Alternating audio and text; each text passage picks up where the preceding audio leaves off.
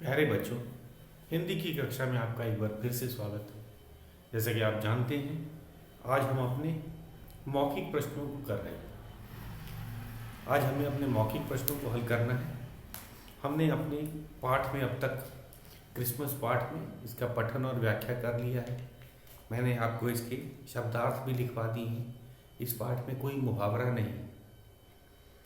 और मौखिक प्रश्न, जैसा कि आप जानते हैं, यह लघु प्रश्नों के रूप में परीक्षा में आता है। तो आज हम अपने मौखिक प्रश्नों को करेंगे। आज हम क्या करेंगे? आज हम अपने मौखिक प्रश्नों को हल करेंगे। तो शुरू करते हैं अपने मौखिक प्रश्न। और एक वाक्य में ही इनका उत्तर लिखा जाता है। हम तो मौखिक रूप से ही करेंगे। हमारा पाठ है 14वां क्रिसमस, और मौखिक प्रश्न हम आज हल करेंगे। मौखिक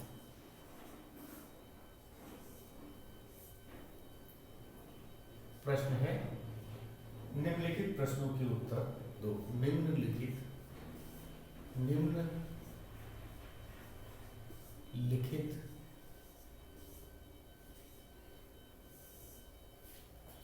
प्रश्नों के उत्तर दो।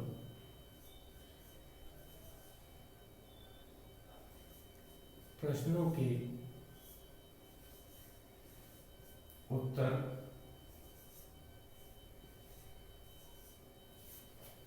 दो।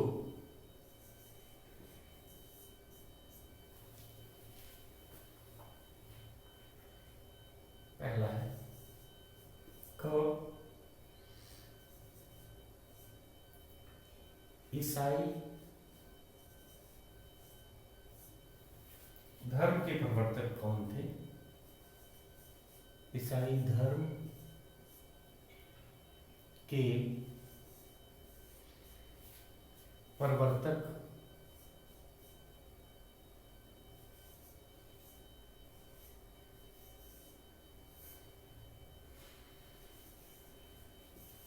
कौन थे? तो प्रवर्तक का अर्थ मैंने आपको बताया था, प्रारंभ करने वाला, आरंभ करने वाला, शुरुआत करने वाला। तो ये क्या हुआ? ईसाई धर्म, कोई भी धर्म एक विचारधारा होती। तो ईसाई धर्म की क्या विचारधारा है? जो किसी अन्य धर्म से अलग हट के नहीं है। वे भी लोगों को शांति से जीने का पाठ पढ़ाते हैं। हमें लोगों के साथ प्रेम से रहना चाहिए। हमें लोगों के साथ वैसा ही व्यवहार करना चाहिए जैसा कि हम चाहते हैं कि हमारे साथ लोग व्यवहार करें। तो ईसाई धर्म के प्रवर्तक मतलब प्रारंभ करने वाला कौन थे? हमें पता है, ईसाई धर्म के प्रवर्तक ईसा मसीह थे। जीसस को हिंदी में ईसा मसीह कहा जाता है।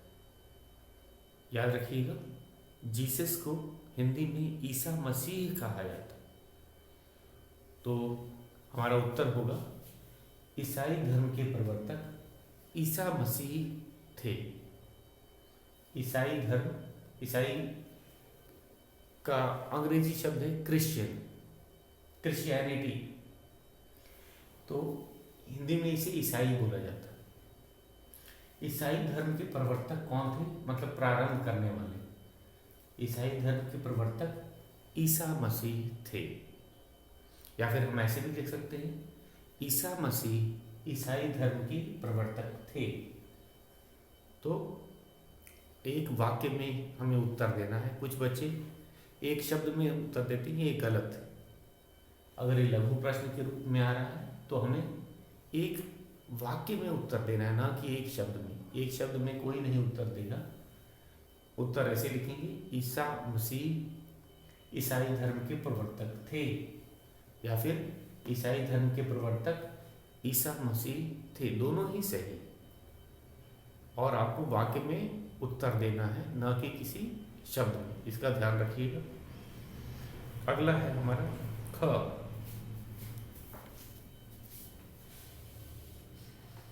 आप जान रहे हैं, ये मौखिक प्रश्न उत्तर है, और मौखिक प्रश्नों को हम मौखिक रूप से चर्चा के द्वारा ही हल करते हैं, न कि लिखित रूप में। हमारा ख प्रश्न है, ईसा का जन्म कब और कहाँ हुआ था? ईसा का जन्म कब और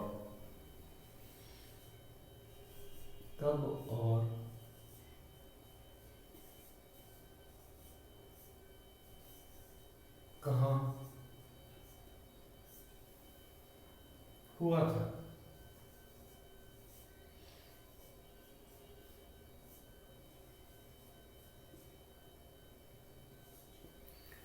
ईसा का जन्म कब और कहाँ हुआ था? तो इसका हमें पता है लगभग 2000 वर्ष पहले हुआ था। ईसा का जन्म लगभग हम क्यों लगाते हैं? जब हमें कोई सटीक जानकारी नहीं हो, जब 1-2 साल का कुछ अंतर हो, जब सटीक जानकारी हम नहीं दे पाते हैं, तो हम किस शब्द का प्रयोग करते हैं? लगभग। तो इसमें भी हम ऐसे ही कहेंगे, ईसा का जन्म लगभग 2000 वर्ष पूर्व और कहाँ पे हुआ था? फिलिस्तीन के बैतलहम।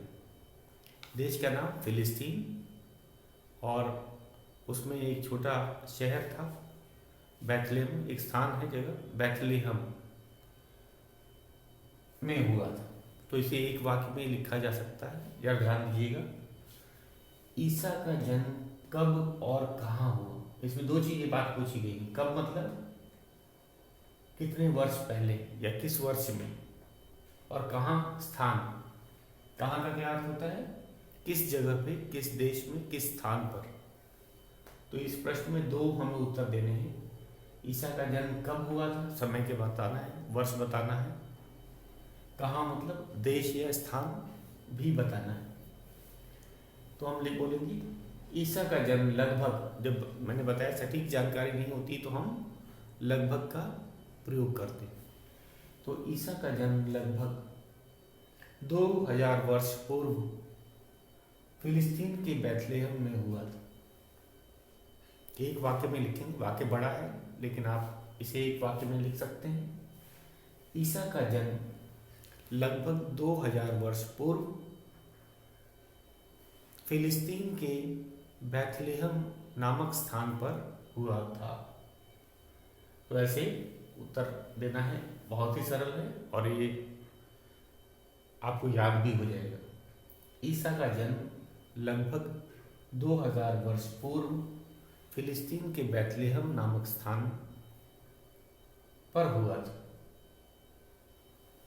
ईसा का जन्म, फिर से मैं दोहरा देता हूँ, ईसा का जन्म लगभग 2000 वर्ष पूर्व फिलिस्तीन के बैतलहम नामक स्थान में हुआ था।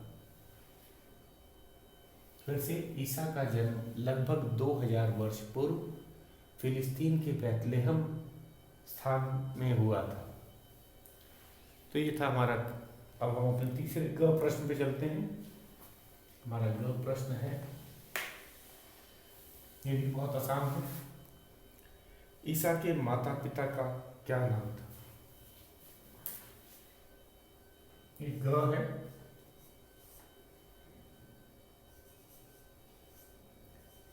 ईसा के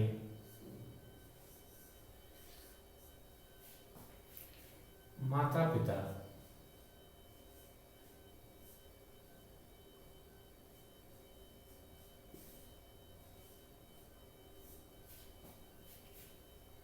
का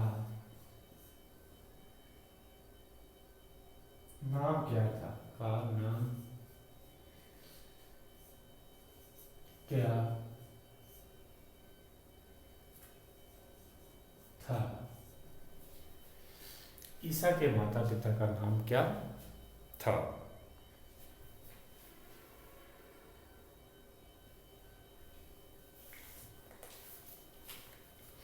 हाँ, तो हमने बताया था इसमें माता पिता का नाम देना है, और हमें पता भी था जोसेफ। पहले पिता का नाम जोसेफ था, माता का नाम मेरी था। तो पहले हम माता का लिखेंगे, मेरी। ईसा के माता पिता का नाम मेरी और जोसेफ था, ऐसे भी लिख सकते हैं या फिर अलग से। ईसा के माता का नाम मेरी और पिता का नाम जोसेफ था, ऐसे अलग अलग करके भी हम लिख सकते हैं। तो इसमें हमें ईसा, ईसा का अब है ईसा मसीह भी बोलते हैं, ईसा भी बोलते हैं, कुछ बच्चों को परेशानी ना हो जाए। कहीं कहीं आपको ईसा भी मिलेगा, ईसा का भी अर्थ है ईसा मसीह। तो ईसा के माता पिता का नाम क्या था? ईसा के माता का नाम मेरी और पिता का नाम जोसेफ था। फिर से एक बार देख लीजिए, ईसा के माता का नाम मेरी और पिता का नाम जोसेफ था। तो जहाँ तक हमें पूछा जाएगा वहीं तक लिखा जाए, केवल नाम पूछा गया, यहाँ पे व्यवसाय नहीं बताना है। तो जितना हमसे पूछा जाता है हम केवल उतना ही उत्तर देंगे, उससे अधिक नहीं। तो ईसा के माता का नाम मेरी और पिता का नाम जोसेफ था। अब हम अपने अगले प्रश्न पे चलते हैं। क्रिसमस के दिन लोग क्या करते हैं? क्रिसमस के दिन लोग क्या करते हैं? जो इसके अंदर सबसे पहली बात थी, चर्च या गिरजाघरों में जाते हैं, वे नए कपड़े पहनते हैं, विशेष प्रार्थना सभा होती है और लोग एक दूसरे को बधाइयाँ देते हैं, अपने घरों को सजाते हैं। ये सारी बातें हम जरा संक्षेप में लिख लें। घर, क्रिसमस के दिन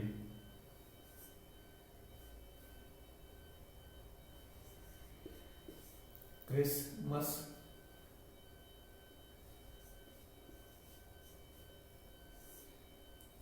के दिन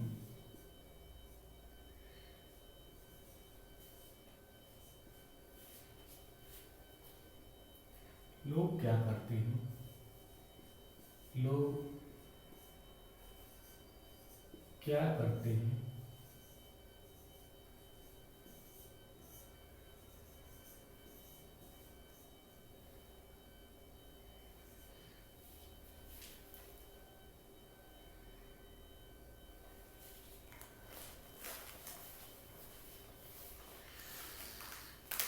तो सबसे पहली बात कि लोग चर्च या गिरजाघर जाते हैं। गिरजाघर चर्च को ही कहा जाता है।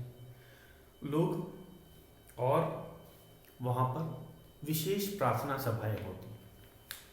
लोग सज धज कर गिरजाघर जाते हैं, वहाँ पे विशेष प्रार्थनाएं होती हैं और उसके बाद लोग एक दूसरे को बधाइयाँ देते हैं।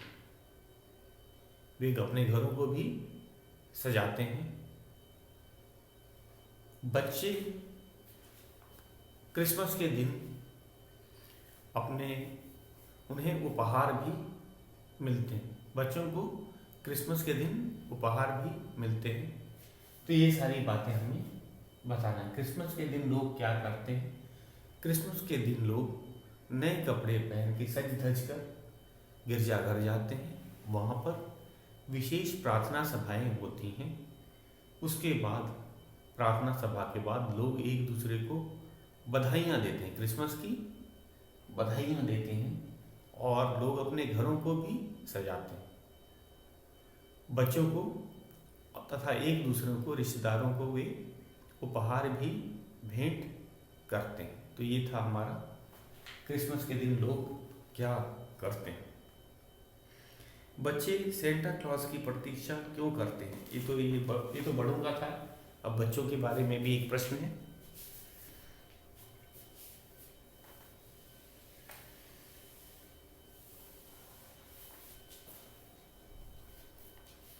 ये हमारा अंतिम प्रश्न है, मौखिक प्रश्न की बात कर रहे हैं। हमारे मौखिक का ये अंतिम प्रश्न है।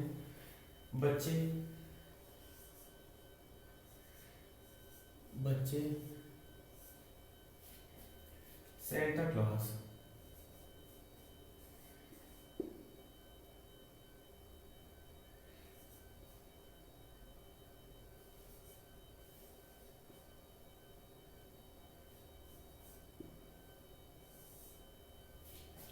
की प्रतीक्षा क्यों करते हैं? की प्रतीक्षा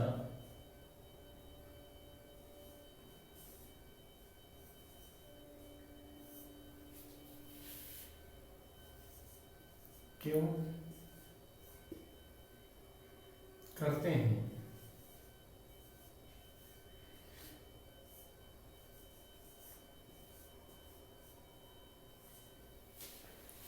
बच्चे सेंटा क्लॉज की प्रतीक्षा क्यों करते हैं?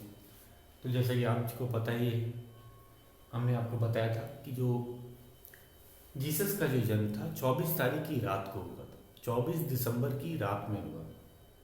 और बच्चे, एक परंपरा है कि बच्चे अपने घर के बाहर मोसे टांग देते हैं और उन्हें लगता है कि इनमें सेंटा क्लॉज उपहार दे देगा। तो 25 की सुबह को बच्चे उठते ही क्या करते हैं, सबसे पहले दौड़ के घर के बाहर जो मोजे टंगे रहते हैं उधर देखने जाते हैं कि ज़रूर वहाँ पे कोई उपहार मिला होगा। और ये उपहार किसने दिया होगा?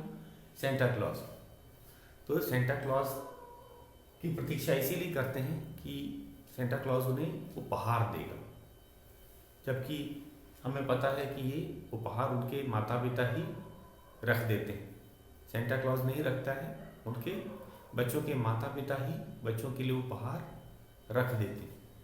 तो ये था बच्चे सेंटा क्लॉज की प्रतीक्षा क्यों करते हैं। तो बच्चे सेंटा क्लॉज की प्रतीक्षा अपने लिए उपहार प्राप्त करने के लिए, उपहार लेने के लिए करते हैं। दोनों तरह से सही है। बच्चे सेंटा क्लॉज की प्रतीक्षा क्यों करते हैं? बच्चे सेंटा क्लॉज की प्रतीक्षा उपहार प्राप्त करने के लिए या उपहार लेने के लिए करते हैं, क्योंकि सेंटा क्लॉज ही उन्हें उपहार देता है। ये बच्चों की मान्यता है। तो ये था हमारा 5वां और अंतिम प्रश्न। फिर से एक बार, बच्चे सेंटा क्लॉज की प्रतीक्षा क्यों करते हैं? बच्चे सेंटा क्लॉज की प्रतीक्षा उपहार के लिए करते हैं। ये भी सही है। एक वाक्य में, ये छोटा प्रश्न है तो हम इसे एक वाक्य में इसका उत्तर लिखेंगे। बच्चे सेंटा क्लॉज की प्रतीक्षा उपहार लेने के लिए करते हैं। आगे चलते हैं। ये बोल बोल कर पढ़ो, ये मौखिक का दूसरा प्रश्न है। और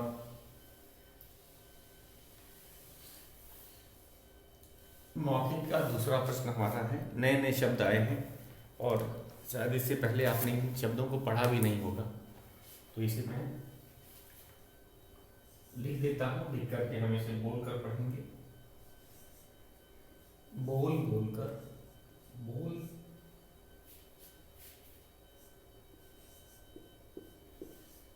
बोल बोलकर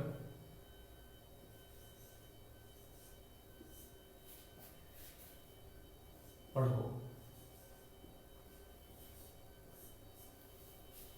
कौन से शब्द है? प्रवर्तक, ये नया शब्द है प्रवर्तक। प के बाद र का उच्चारण है, फिर ब का, फिर इस ऊपर वाले र का। प्रवर्तक, प्रवर्तक। फिर है साम्राज्य, साम्राज्य।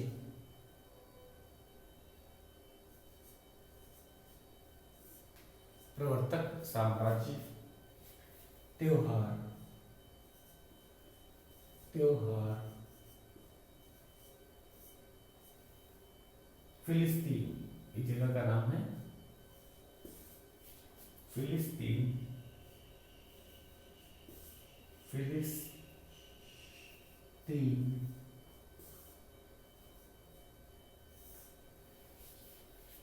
बैथलेहम,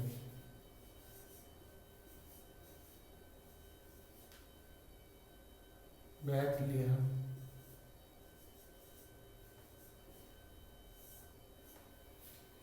व्यवहार,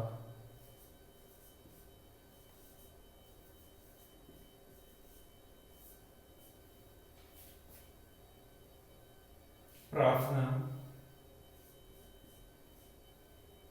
प्रार्थना।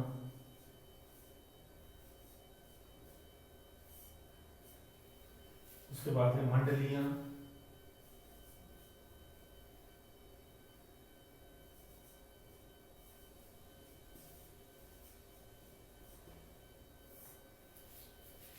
फिर है शुभकामनाएं, शुभ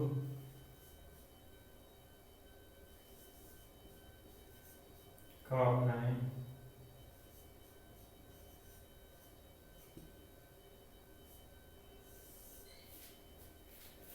और फिर अंत में है आशीर्वाद। आशीर्वाद, ये वो पे है रख। तो ये नए शब्द थे, इससे पहले हमने इन्हें पढ़ा नहीं था, तो एक बार इसे देख लेते ध्यान से।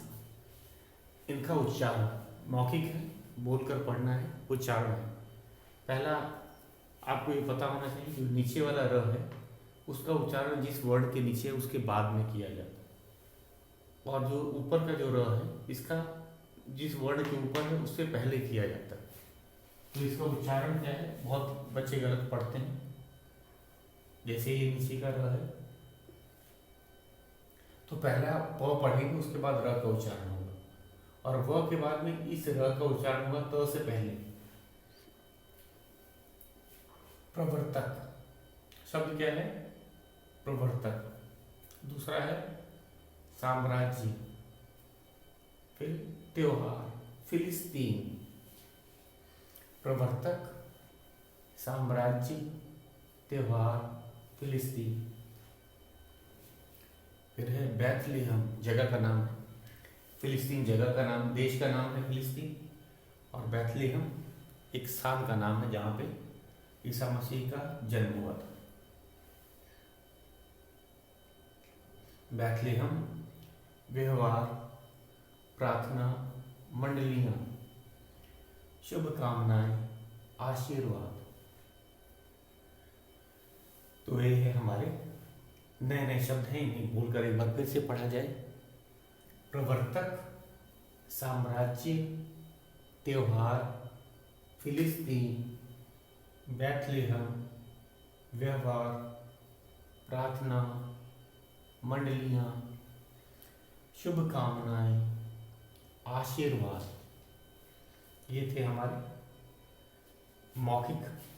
इन शब्दों का उच्चारण हमें देखना है, और ये नए भी शब्द हैं, इससे पहले हमने इन शब्दों को पढ़ा भी नहीं था। तो ये नए शब्द हैं, इसीलिए इसे बोल बोल कर आपको पढ़ना है। प्रवर्तक, साम्राज्य, त्योहार, फिलिस्तीन, बैथलेहम, व्यवहार, प्रार्थना, मंडलियाँ, शुभकामनाएं, आशीर्वाद। तो ये मौखिक शब्द हो गए। अब हम अपने लिखित प्रश्नोत्तर को करेंगे आज। तो लिखित को जैसे कि आपको पता है हम चर्चा के द्वारा करते हैं, और आप इसे अपनी नोटबुक में भी लिखते हैं।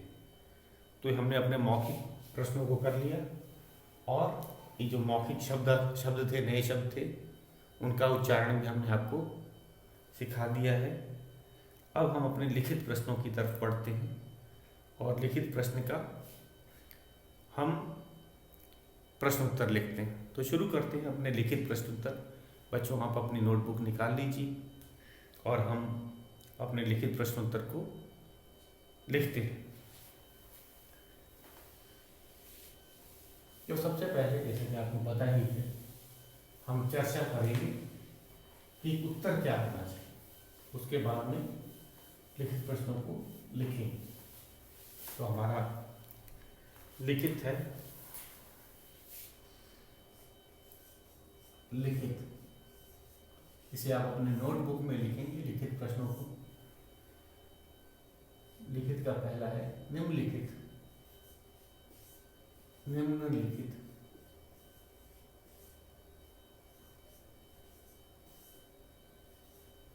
निम्नलिखित प्रश्नों के उपदेश, प्रश्नों के उत्तर लिखो।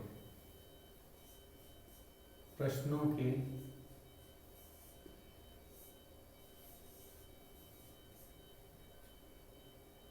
उत्तर लिखो।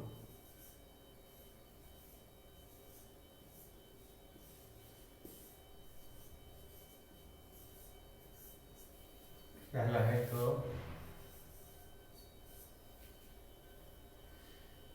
ईसा मसीह ने लोगों को क्या उपदेश दी?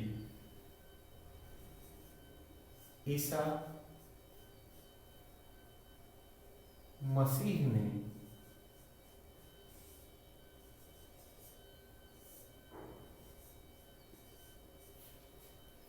लोगों को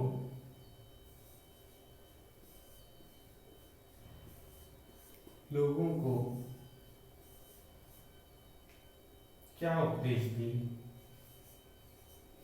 क्या उपदेश दिए?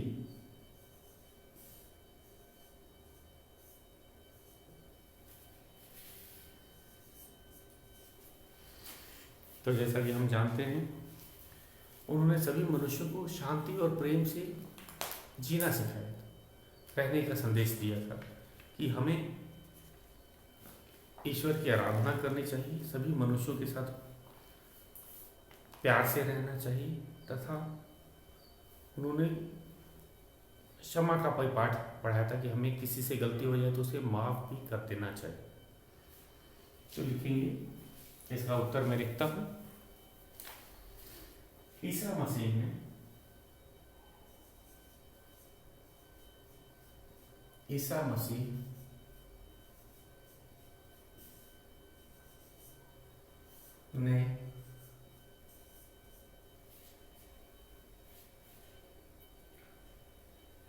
लोगों को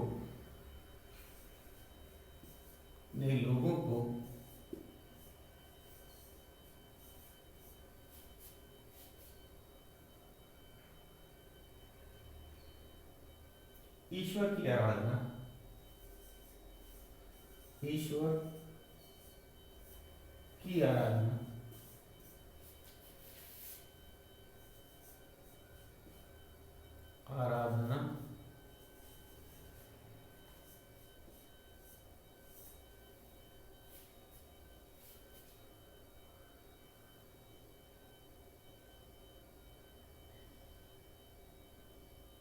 मनुष्यों से प्यार, मनुष्यों से प्रेम,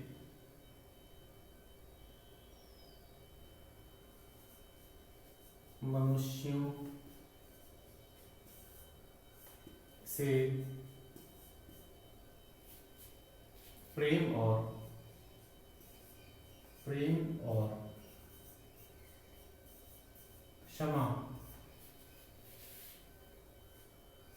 क्षमा का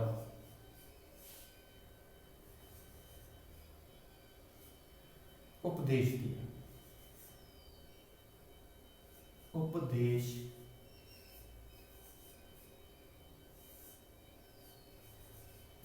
दिया। पूर्ण विराम। फिर से एक बात सुनो। तो वे चाहते थे, उन्होंने कहा था कि हमें ईश्वर की आराधना करनी चाहिए और सभी मनुष्यों से प्रेम करना चाहिए। ये सभी धर्म की यही मतलब संदेश होते हैं, और हमें लोगों से प्यार के साथ रहना चाहिए और उन्हें गलती होने पर मनुष्य को क्षमा भी कर देना चाहिए। ईसा मसीह ने लोगों को ईश्वर की आराधना करना, आराधना का अर्थ था पूजा करना, ईश्वर को याद करना, पूजा करना, आराधना करना, सब एक ही बात है। ईसा मसीह ने लोगों को ईश्वर की आराधना करने के लिए कहा था। मनुष्यों से प्रेम, सभी मनुष्य से, इसमें सभी मनुष्य एक बराबर होते हैं, कोई ऊंचा या कोई बड़ा नहीं होता। मनुष्यों से प्रेम और क्षमा का उपदेश दिया कि हमें किसी से अगर गलती हो जाती है तो उसे क्षमा कर देना चाहिए, माफ़ कर देना चाहिए। तो इससे माफ़ करने वाला का भी की भी भलाई होती है, बड़प्पन होती है, और जिसको माफ़ कर दिया जाता है वो भी आदमी उनका कर्तव्य हो जाता है। तो ये था हमारा पहला लिखित प्रश्न। शेष प्रश्नों को हम कल करेंगे। एक बार फिर से मैं दोहरा देता हूँ। ईसा मसीह ने लोगों को क्या उपदेश दिए? ईसा मसीह ने लोगों को ईश्वर की आराधना, मनुष्यों से प्रेम और क्षमा का उपदेश दिया। तो ये आज के लिए शेष जो लिखित प्रश्न हैं उन्हें हम कल करेंगे। आज के लिए बस इतना ही।